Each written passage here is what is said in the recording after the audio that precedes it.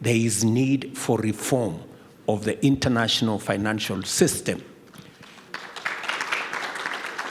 to do three things. Reform to speak to time. How long does it take? It takes minimum 18, 24 months.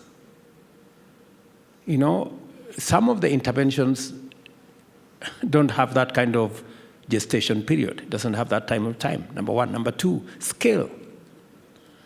I'm speaking, for example, and I'm asking myself, if we were to ask for $3 billion to build the standard gauge railway, which China was gracious to give to us, and it took a fairly short time, below 12 months. We wouldn't have built the SGR if we were looking for finances in the current financial system. We wouldn't get that scale. And number three, we wouldn't get the kind of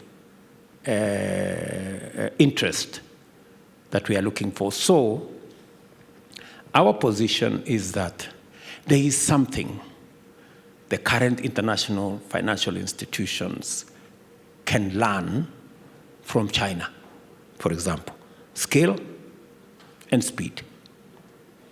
Maybe there is something China can also learn from our current international institution.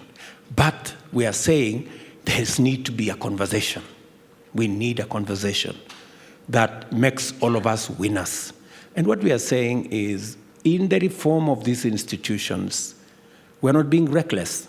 What we are saying is, let us have a fairer international financial system that doesn't price the rest of us into debt, into default, into a situation where it becomes impossible. I mean, let me just ask us seated here. If one person is paying 8 times more than the other, isn't that person paying 8 times set up to fail from the beginning? In fact, it would be a miracle if you don't default. In fact, I think some people are asking themselves, why have these people not defaulted?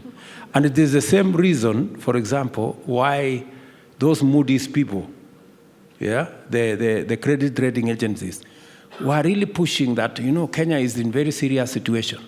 Until we told them, if you continue profiling us negatively, we will pay off this debt and see what you're going to do. Because they were making it look like we are unable to pay. We're telling them, we want to pay. In fact, we want to pay before it's due. And they wanted to tell us, if you pay before it's due, it amounts to a default. What kind of nonsense is that? I mean, if you pay your debt early, how does it become a default? It's madness, isn't it? But, we are not conforming to what their expectations. So they are wondering, you are paying 8% more. Why are you not defaulting? Why do you want to pay early? This is the unfortunate conversation we want to have.